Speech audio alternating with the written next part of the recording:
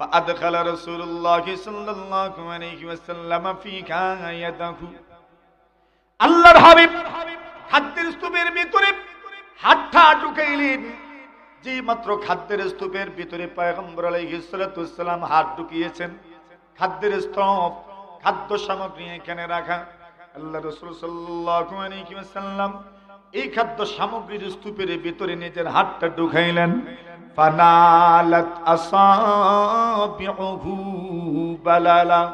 আল্লাহর নবীর সাহাবী আবু হুরায়রা রাদিয়াল্লাহু তাআলা আনহু বলেন, যেই মাত্র রাসূল হাত ঢুকিয়েছেন এমনিতেই পয়গম্বর আলাইহিস সালাতু ওয়াস সালাম অনুভব করলেন এই খাদ্য স্তূপের ভিতরটা যেন ভিজে আছে।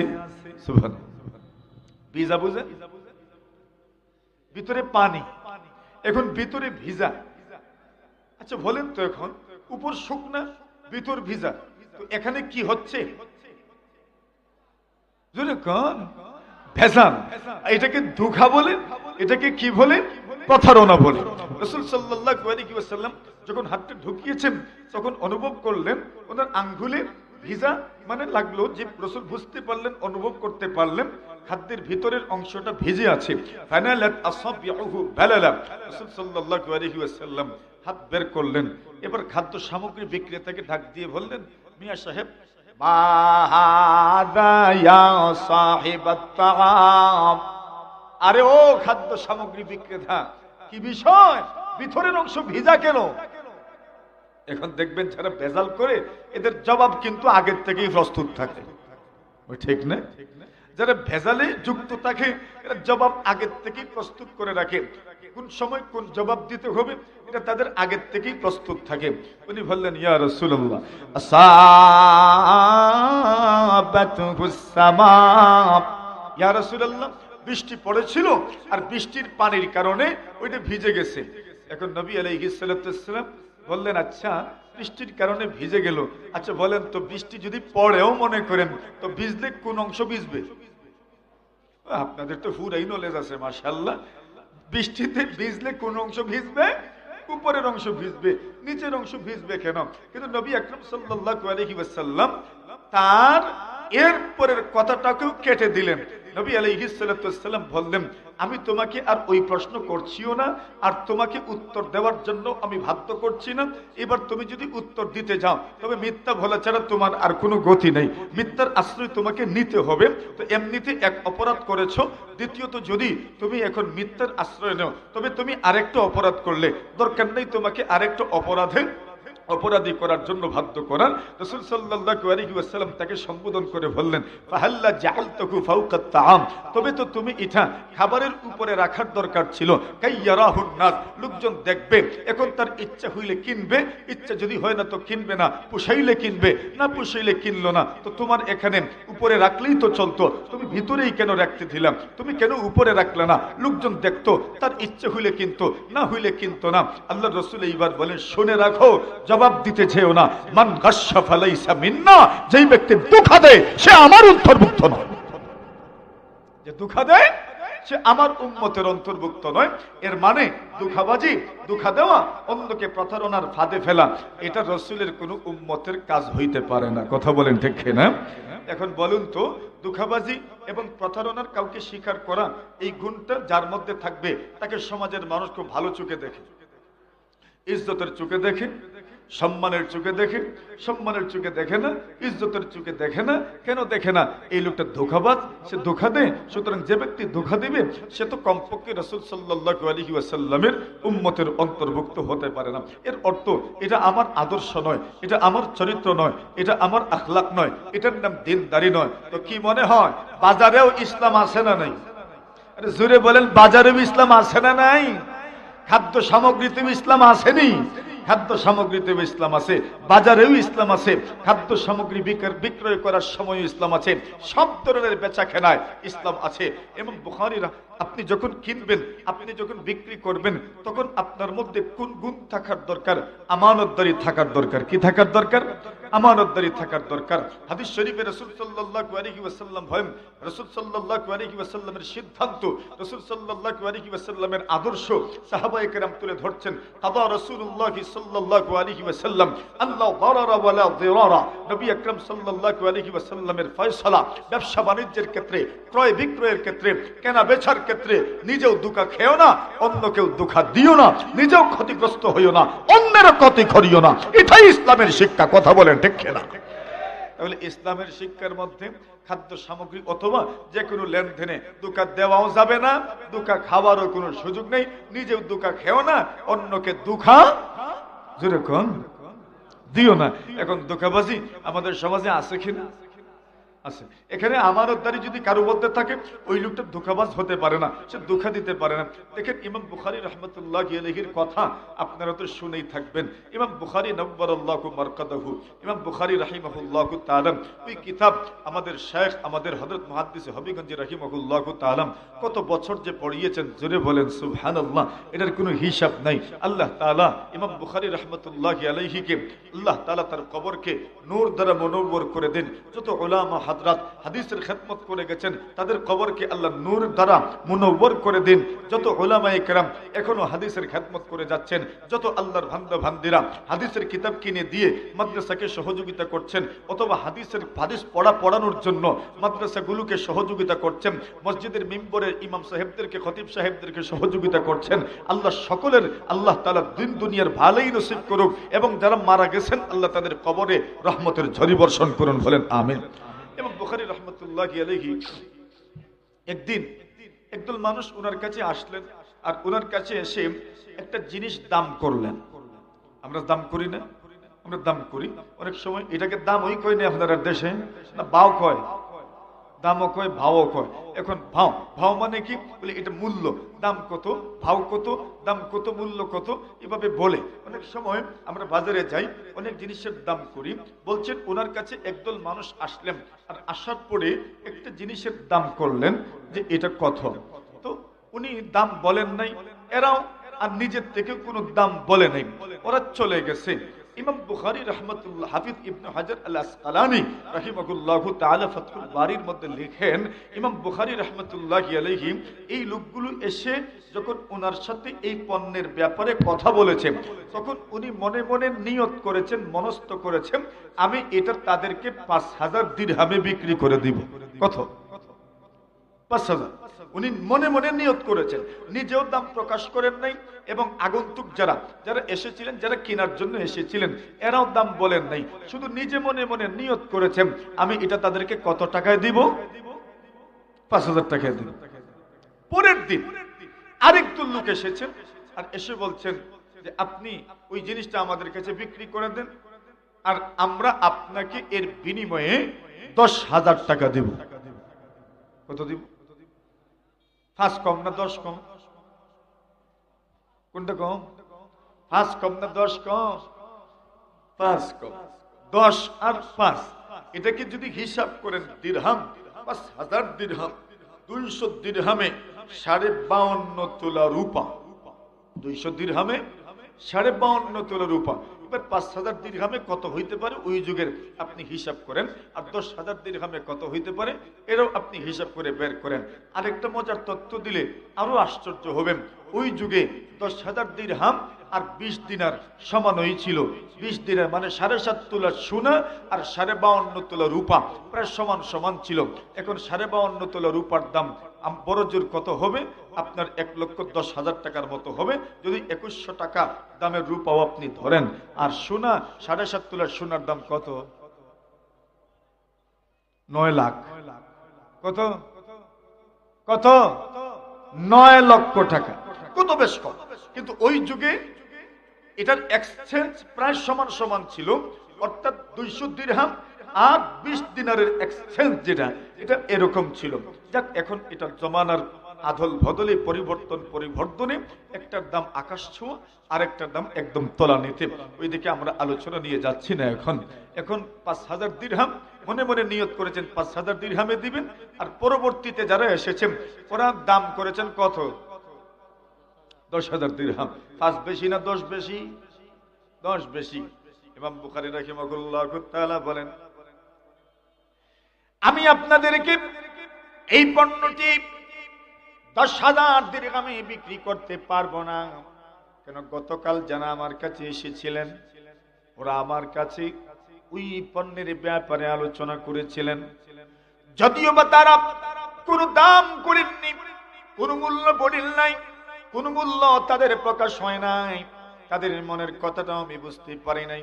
কিন্তু আমি মনে মনে নিয়ত করেছি আমি 5,000 দিরহামে ওই পণ্যটা তাদের কাছে বিক্রি করে দিব। যেহেতু আমি মনে মনে নিয়ত করেছি, এই জন্য আমি 20,000, 10,000, 20,000, 15,000 হলেও তোমাদেরকে দিচ্ছি না। কেন? যেহেতু আমি মনে মনে নিয়ত করেছি। অথচ মাসআলা মতো উনি যদি 10,000 দিরহামে বিক্রি করে দিতেন কোনো অসুবিধা ছিল না। কেন? এরা তো কোনো দাম বলে নাই, উনিও কোনো দামের কথা বলেন নাই। সুতরাং দামের উপর দাম হচ্ছে এটা বলারও কোনো সুযোগ নাই। রাসূল নিষেধ করে দিয়েছেন দামের উপর দাম করতে পারবে না। একজন একটা দাম বলেছে, এইবার আপনি যদি মধ্যখান থেকে উঠে বিক্রেতাকে আরেকটা দাম বলেন, আর একটু বাড়িয়ে বললেন, আপনার টাকা আছে মানলাম, কিন্তু একটা লোক একটা দাম বলেছে, এইবার বিক্রেতাও তাকে এই দামে দিয়ে দিতে পারে। মধ্যখান থেকে আপনি আরো 500 টাকা, 1,000 টাকা বাড়িয়ে বললেন, বিনিময়ে ওই লোকটা তাকে না দিয়ে আপনাকে দিল। রাসূল বলেছেন না, এইভাবে আপনি দাম করতে পারেন না। জোরে বলেন সুবহানাল্লাহ। এইভাবে যখন দরাদরি হয়, এইভাবে যখন দামাদামি হয়, তখন ঝগড়া বিবাদ সমাজে শুরু হয়। জোরে কোন ঠিক কিনা? নবী নিষেধ করে দিয়েছেন, একজন দাম করার পরে তুমি দাম করতে পারো না। একজন এক জায়গায় বিবাহের প্রস্তাব নিয়েছে, ওই পক্ষ মোটামুটি রাজি হয়ে গেছে, বিয়ে দিয়ে দিবে। আপনি এই প্রস্তাব, এই পক্ষের প্রস্তাবের উপর আরেকটা প্রস্তাব দিয়ে দিলেন। নবী বলেছেন না, আপনি এইভাবে প্রস্তাব দিতে পারেন না। জোরে বলেন সুবহানাল্লাহ। আপনার মুআমালা, আপনার লেনদেন, আপনার মুআশারা, আপনার চলাফেরা কেমন হবে রাসূল সাল্লাল্লাহু আলাইহি ওয়াসাল্লাম তা সুন্দর করে উপস্থাপন করে গেছেন। কেন? এর মাধ্যমে সমাজের মধ্যে হিংসা বিদ্বেষ তৈরি হয়, পাপসের মধ্যে পারস্পরিক মিল মহব্বত থাকে না, হিংসা বিদ্বেষ তৈরি হয়। এই জন্য রাসূল সাল্লাল্লাহু আলাইহি ওয়াসাল্লাম নিষেধ করে দিয়েছেন। কিন্তু ইমাম বুখারী রাহিমাহুল্লাহ তাআলা আমানতদারিত দেখেন, আল্লাহর বান্দা বলেন, আমি যেহেতু মনে মনে নিয়ত করেছি 5,000 দিরহামে তাদেরকে দিয়ে দিব, এই জন্য 10 দেওয়ার পরেও আমি তোমাদেরকে এটা দেব না। কেন? আমি নিয়ত করেছি 5,000 দিরহামে তাদের কাছে বিক্রি করে দিব। শুধু একটু উত্তম গুণের অধিকারী হওয়ার কারণে, উত্তম আখলাকের অধিকারী হওয়ার কারণে 5,000 থেকে উনি বঞ্চিত হয়ে গেলেন। কিন্তু যদিও দেখা যাচ্ছে দুনিয়াতে 5,000 টাকা থেকে বঞ্চিত হচ্ছেন, কিন্তু আল্লাহর ওলি জান্নাতের মধ্যে কত উপরের পজিশন যে পেয়ে গেছেন, ওই কথা কোনো মানুষ আজ পর্যন্ত বলতে পারবে না। ঠিক কিনা? কেন? উত্তম চরিত্র, উত্তম আখলাক। এটা যখন বললাম তো আরেকটা ঘটনা আমি আপনাদেরকে শুনাই। কষ্ট হইতেছে? হ্যাঁ, আসেননি আমার সাথে? একটু জোরে সুরে বলেন আসেননি ইনশাআল্লাহ। একবার তাকবীর দেন, নারে তাকবীর। হইল না তো? সবাই এই যারা দূরে দূরে বসা আছেন আর এখানেও বসা, সবাই মিলে যদি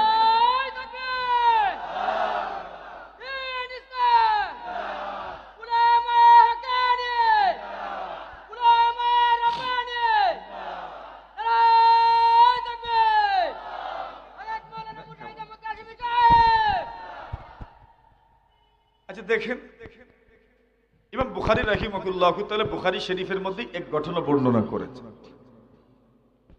আমরা অনেক সময় অন্যের কাছে জায়গা জমি বিক্রি করি। জায়গা জমি যখন আমরা বিক্রি করি,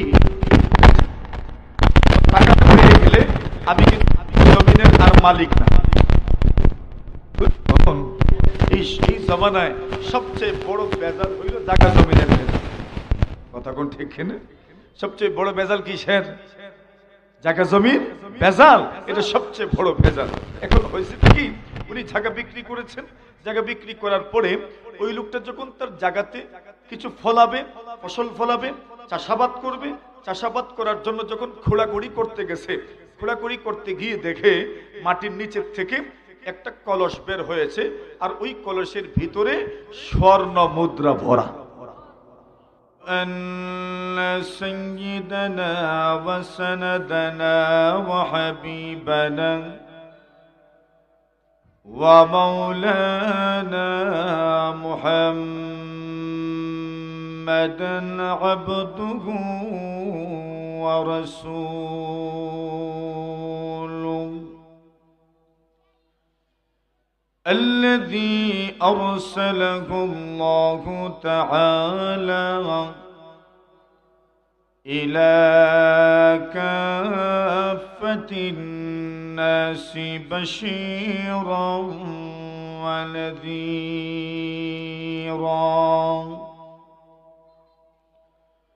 وداعيا إلى الله بإذنه وسراجا منيرا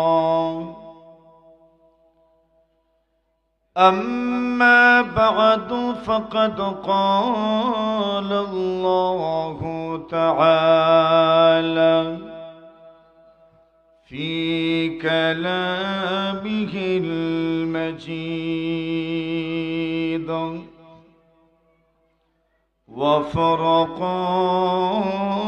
وفرقانه الحميد أعوذ بالله من الشيطان الرجيم بسم الله الرحمن الرحيم يا أيها الذين آمنوا اتقوا الله وقولوا قولا سديدا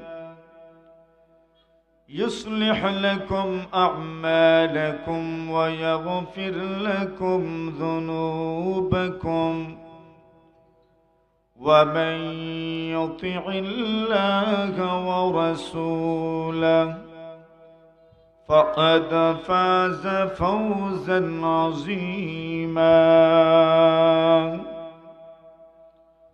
وقال رسول الله صلى الله عليه وسلم المسلم من سلم المسلمون من لسانه ويده آمنت بالله صدق الله مولانا العظيم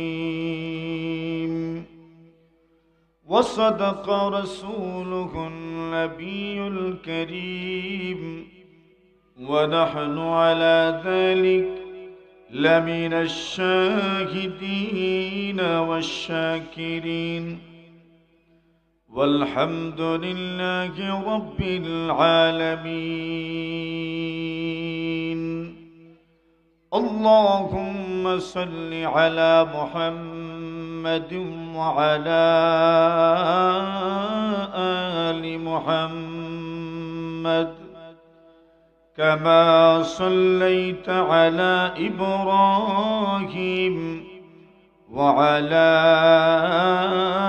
آل إبراهيم إنك حميد مجيد اللهم بارك على محمد وعلى آل محمد كما باركت على إبراهيم وعلى آل إبراهيم إنك حميد مجيد ঐতিহ্যবাহী দ্বীনী সংগঠন আঞ্জুমানে খুদ্দামউদ্দিন হবিগঞ্জ এর উদ্যোগে আয়োজিত 3 দিন ব্যাপী তাফসীরুল কোরআন মাহফিলের আজ দ্বিতীয় দিনের চলমান অধিবেশনের নিহায়ত কাবিল এহতেরাম জনাবে সদরে জলসা মুআজ্জাজ মুকররম হযরত উলামায়ে কেরাম মুরব্বী সাহেবান যুবক ভাইরা পর্দার আড়ালে অবস্থানরত অত্যন্ত শ্রদ্ধেয় সম্মানিত মা ও বোনেরা, আলোচনার প্রারম্ভে মহান রব্বুল আলামিনের অসংখ্য অগণিত শুকরিয়া আদায় করছি, যিনি আপনাকে আমাকে আজকের এই মহতে মাহফিলে ইশার নামাজের পরে অত্যন্ত গুরুত্বপূর্ণ সময়ে ভাব গাম্ভীর্যতার সাথে অত্যন্ত আগ্রহ নিয়ে কুরআন ও সুন্নাহের আলোকে কিছু কথা বলার ও শোনার জন্য আল্লাহ তাআলা আমাদেরকে বাছাই করে এখানে বসার সুযোগ করে দিয়েছেন। এজন্য আমরা সকলে আল্লাহ তাআলার শুকরিয়া আদায় করছি। আমরা সবাই পড়ি আলহামদুলিল্লাহ।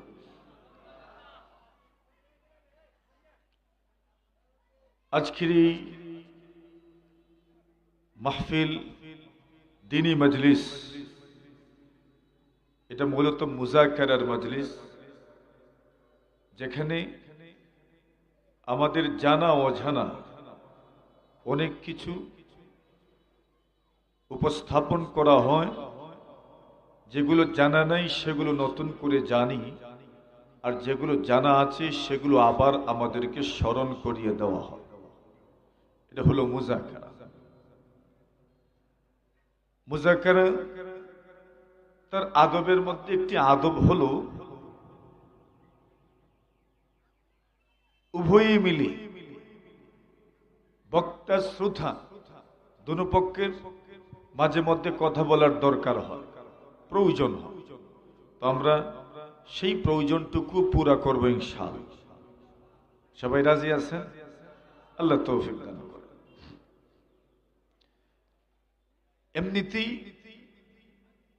3 দিন ব্যাপী তাফসীরুল কোরআন মাহফিল, যার সূচনা হয়েছিল বাংলাদেশের প্রথিত যশা শাইখুল হাদিস, প্রথম সারির শাইখুল হাদিস হিসাবে যাকে গণ্য করা হতো, বলকি উপমহাদেশের প্রখ্যাত শাইখুল হাদিস যাকে গণ্য করা হতো, শাইখুল হাদিস আল্লামা তাফাদ্দুল হক মুহাদ্দিসে হবিগঞ্জি নব্বরাল্লাহু মারকাদা, আল্লাহ তাআলা ওনার কবরকে নূর দিয়ে মুনওয়ার করে দিন। সবাই বলি আমিন।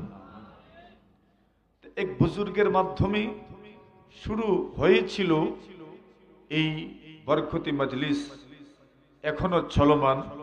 আল্লাহ তাআলা কিয়ামত পর্যন্ত এই মজলিসকে ধারাবাহিকভাবে এভাবে অনুষ্ঠিত হওয়ার, পরিচালনা করে যাওয়ার তৌফিক আমাদের সকলকে দান করুন। সবাই বলি আমিন। গতকালও আলোচনা হয়েছে, আগামীকালকেও হবে। এই সম্পূর্ণ আলোচনার খুলাসা, সার নির্যাস আপনাকে আমাকে উৎকৃষ্ট গুণে গুণান্বিত হও। আমার ব্যক্তিত্ব, আমার একটা ব্যক্তিত্ব আছে, এই ব্যক্তিত্বের বিকাশে আমাকে কিছু গুণে গুণান্বিত হতে হবে। যে মানুষ যত উৎকৃষ্ট গুণে গুণান্বিত হবেন, উনি আল্লাহর জমিনে তত উত্তম মানুষ হিসাবে বিকশিত হবেন। আর যদি আপনার গুণ উৎকৃষ্ট গুণ না হয়ে যদি এর বিপরীত গুণে আমি অথবা আপনি যে কেউ গুণান্বিত হই, তাহলে আল্লাহর জমিনে আমি একজন উত্তম মানুষ বা উৎকৃষ্ট মানুষ হওয়ার পরিবর্তে আমি কোন পর্যায়ের হব তা আর আপনাদেরকে বলে বোঝাতে হবে না। আমরা সবাই এটা মোটামুটি বুঝি, কথা বলেন ঠিক না? আর এই উৎকৃষ্ট গুণে গুণান্বিত হতে পারাটা, এটা মানুষের জন্য অত্যন্ত সৌভাগ্যের। আর এর জন্যই প্রয়োজন হক্কানি রব্বানি মুরব্বীদের অধীনে থাকা, তাদের সহবতে যাওয়া, তাদের সাহচর্যে যাওয়া, তাদের সংস্রবে যাওয়া, তাদের সাথে সম্পর্ক স্থাপন করা। এর মাধ্যমে মানুষ অনুশীলনের মাধ্যমে অত্যন্ত উত্তম গুণে গুণান্বিত হয় এবং সে পরিণত হয়। আর এই পরিণত হওয়ার কারণে আল্লাহ তাআলা তাকে দুনিয়াতেও সম্মানিত করেন, পরকালেও সম্মানিত করেন। সুবহানাল্লাহ। এর জ্বলন্ত প্রমাণ তো আপনাদের কাছে আছে। জনাবে রাসূলুল্লাহ সাল্লাল্লাহু আলাইহি ওয়াসাল্লাম আল্লাহর কাছ থেকে আনিত এই বাণীগুলো যখন মানুষের সামনে প্রচার করছিলেন, যারা ছিলেন জাহেল, মূর্খ, অজ্ঞ যাদেরকে বলা হতো, উট চালক বলা হতো যাদেরকে, মরুভূমির উট চালক, মরুভূমির উট চালক যাদেরকে বলা হতো, যাদের বাহ্যিক দৃষ্টিতে সেই যুগে ইজ্জত ছিল না, সম্মান ছিল না, এদেরকে বলা হতো মরুর উটের রাখাল। ওই উটের রাখাল মানুষ যাদের মধ্যে তেমন শিক্ষা দীক্ষা ছিল না, কিন্তু এক কোরআনের সাহচর্য, কোরআনের সোহবত, কোরআনের জ্ঞান, কোরআনের গুণ, নবীজি সাল্লাল্লাহু আলাইহি ওয়াসাল্লামের বাতানো পথে যখন তারা চলতে লাগলো, তখন তারা হয়ে গেল সেই যুগের সোনালী মানুষ। জোরে বলেন সুবহানাল্লাহ। সেই যুগের সোনালী মানুষ। সোনালী মানুষ কেন হতে চায়? সবাই হতে চায়, কিন্তু পথ খুঁজে পাই না, যার কারণে সোনালী মানুষও আমি হতে পারি না। কথা বলেন ঠিক না? সোনালী মানুষ হতে হলে আমার মধ্যে যে সমস্ত নেতিবাচক গুণ আছে, যে সমস্ত গুণ আমার মধ্যে, আমার নফস, শয়তান যে সমস্ত গুণের দিকে আমাকে আহ্বান করে, এই সমস্ত গুণ থেকে আমাকে দূরে থাকতে হবে। এবং আল্লাহ রাসূল সাল্লাল্লাহু আলাইহি ওয়াসাল্লাম বলেছেন যে গুণের কথা, সেই গুণগুলোতে আপনাকে আমাকে গুণান্বিত হতে হবে। আমি খুব লম্বা কথা তো অবশ্যই বলবো না, তবে আসুন এই দুই লাইনেই আমি কয়েকটা কথা আপনাদের সামনে উপস্থাপন করি। আল্লাহ আমাদেরকে তৌফিক দান করেন, আমিন। প্রথম কথা, কিছু গুণ আছে যেটাকে বদঅভ্যাস বলে, খারাপ আচরণ বলে, যার কারণে দুনিয়াতেও বদনাম, পরকালেও বদনাম। বুঝেন? দুনিয়াতেও দুর্নাম, পরকালেও কি দুর্নাম। দুনিয়াতে দুর্নাম, পরকালেও দুর্নাম। দুনিয়াতেও মানুষ এগুলোকে ইজ্জত করে না, এমন গুণে গুণান্বিত মানুষকে পরকালেও আল্লাহ তাদেরকে পছন্দ করেন না। ঠিক কিনা? এমন হাজারো গুণ আছে। এক হাদিস শুনাই রাসূল সাল্লাল্লাহু আলাইহি ওয়াসাল্লাম বলেন, সালাসাতুল লা ইয়ানজুরুল্লাহু ইলাইহিম ওয়া লা ইউকাল্লিমুহুম ওয়া লা ইউযাক্কিহিম। নবী আলাইহিস সালাতু ওয়াস সালাম বলেন, তিন ধরনের মানুষ এমন আছে যেই মানুষগুলোর প্রতি আল্লাহ পাক কিয়ামতের দিন এদের দিকে তাকাবেন না, এদের সঙ্গে কথাও বলবেন না। আল্লাহ তাদের দিকে তাকাবেন না, কথাও বলবেন না। সবার দিকে তাকাবেন, আমার দিকে তাকাবেন না, এটা আমার জন্য অপমান। সবার সঙ্গে কথা বলবেন, শুধু আমার সঙ্গে কথা বলবেন না, সেটা আমার জন্য অপমান। আল্লাহ রাসূল সাল্লাল্লাহু আলাইহি ওয়াসাল্লাম বলেন, তিন ধরনের মানুষ এমন আছে যাদের দিকে আল্লাহ পাক কিয়ামতের দিন তাকাবেন না, কথাও বলবেন না। লা ইয়ানজুরুল্লাহু ইলাইহিম ওয়া লা ইউকাল্লিমুহুম ওয়া লা ইউযাক্কিহিম। আল্লাহ তাদেরকে পবিত্র করবেন না। এই তিন গ্রুপ মানুষের মধ্য থেকে একটা গ্রুপের কথা আমি বলি। রাসূল সাল্লাল্লাহু আলাইহি ওয়াসাল্লাম বলেন, এর একটা দল হলো যাদের দিকে আল্লাহ পাক তাকাবেন না, আল্লাহ তাদের সঙ্গে কথা বলবেন না, আল্লাহ পাক তাদেরকে পবিত্র করবেন না। একদল মানুষ হলো আল মুনাফিকু সিলআতাহু বিল হালিফিল কাযিব, যারা মিথ্যা শপথের মাধ্যমে, কসমের মাধ্যমে পণ্য বিক্রি করে। বুঝাইতে পারছি আমি? বুঝছেন কথা? মিথ্যা কসমের মাধ্যমে পণ্য বিক্রি করি। আচ্ছা বলেন, এখন বাজারে গেলে মিথ্যা কসমের মাধ্যমে, মিথ্যা শপথের মাধ্যমে নিজের পণ্য বিক্রি করে এমন মানুষ নাই মনে হয় না? আছে? আছে। নিজের জিনিসটা বিক্রি করার জন্য কত কসম করে। এটা আমি কেন উপস্থাপন করলাম, এই উদাহরণটা কেন আনলাম? এটা একটা শহর, এটা একটা টাউন, এটা একটা আপনার ব্যস্ত এলাকা, ব্যস্ততম নগরীর একটা অংশ এটা। তো এই কথাটা আমাদের সবার কানে ঢোকার দরকার। রাসূল সাল্লাল্লাহু আলাইহি ওয়াসাল্লাম বলছেন, যারা মিথ্যা শপথের ব্যক্তি, যেই ব্যক্তি লা ইউতি ইল্লা মান্না, যখনই কাউকে কিছু দেয় সাথে সাথেই সে খোঁটা দেয়। খোঁটা বুঝেননি আপনার? বুঝেন আপনার? আপনাদের দেশে কি কয়? খুঁটাই খান না আর কিছু কর? বলেন খুঁটাই খান। যাই দেয় খুঁটা দেয়, এমন মানুষ আসেনি? আল্লাহ রসুল বলছেন আল্লাহ তাআলা এদের দিকে তাকাবেনও না, এদের সাথে কথাও বলবেন না, আল্লাহ তাদেরকে পবিত্র করবেন না। মুহতারাম হাজিরিনে কেরাম, তাহলে বোঝা যাচ্ছেই তো কিছু গুণ আমাকে ত্যাগ করতে হবে। ওই গুণ যদি আমি ত্যাগ করতে পারি, আমি বাস্তবিক অর্থে একজন আদর্শ মানুষ হিসাবে সমাজে প্রতিষ্ঠিত হতে পারবো, ঠিক কিনা?